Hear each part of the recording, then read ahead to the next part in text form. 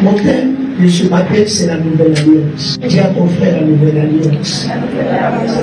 Écoutez, la Bible déclare, avant qu'il ne parte, qu'il ne souffre la souffrance qu'il devait souffrir, et le mener à la part de mourir, il a soupé avec ses disciples.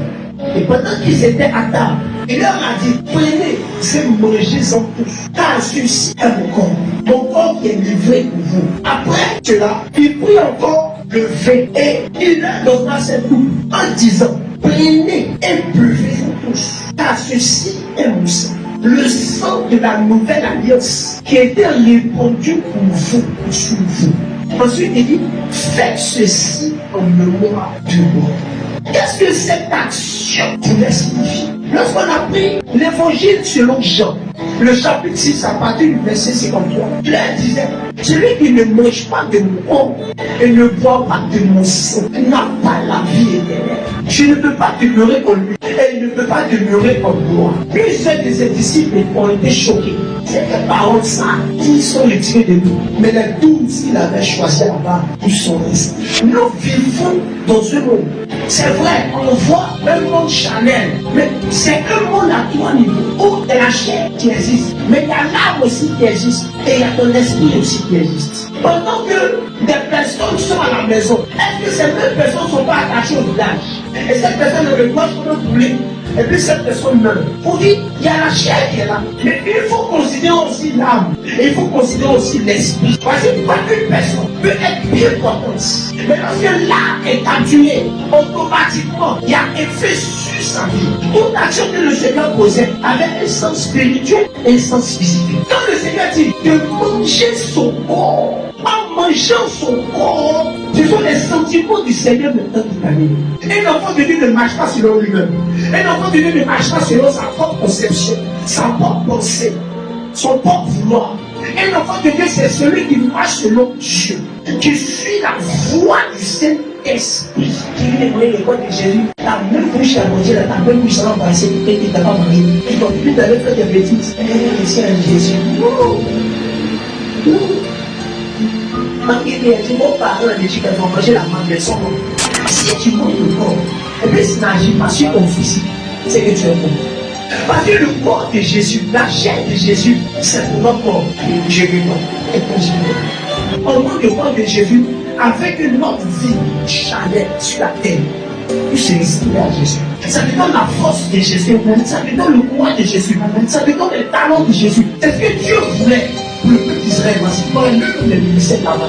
C'est pas le disciple que nous sommes guéris physiquement. Il se met pauvre à la croix, son corps. Pauvre. Alors que nous sommes riches. Riches quoi? Physiquement. Son corps est loué pour nous. Avec notre vie changée. Sans ça, couler la vie, la rémission des péchés. Où la vie des péchés? Parce que le sang est le reflet de l'âme. Donc on dit, le Seigneur, son corps a souffert, son âme aussi. Et c'est pour nous notre âme. Mais non, son sang a coulé pourquoi? Et voici pourquoi il disait, celui qui va quitter les liens de famille, les liens ancestraux des histoires, les vécus de lui. C'est un ignorant. Et dit, mon sang a coulé pour la nouvelle alliance. Quand il y avait une ancienne alliance, le Seigneur sait que notre sang est rattaché à nos parents, à notre famille. Il sait que nous ne sommes pas bénis. Nous sommes maudits, nous sommes bloqués, nous sommes stériles, nous sommes pauvres à cause de nos ancêtres.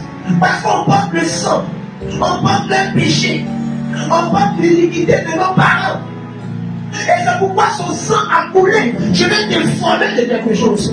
Tu es dans une nouvelle alliance. Amen. La portion dit en ayant le chapitre 5, qu'est-ce qu'il dit? Le Seigneur est venu avec l'eau et le sang. Et c'est l'esprit qui va témoigner de ces choses. Les trois sont d'accord. L'eau est l'image du corps, l'image de ce qui est charnel, ce qui est physique.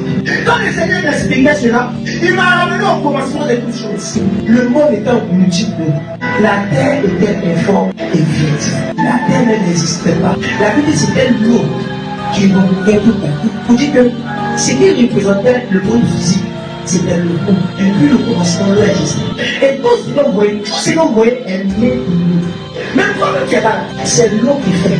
Et puis, toujours on dit l'eau qui fait. Même les adorations, on dit non, c'est pas esprit de forêt.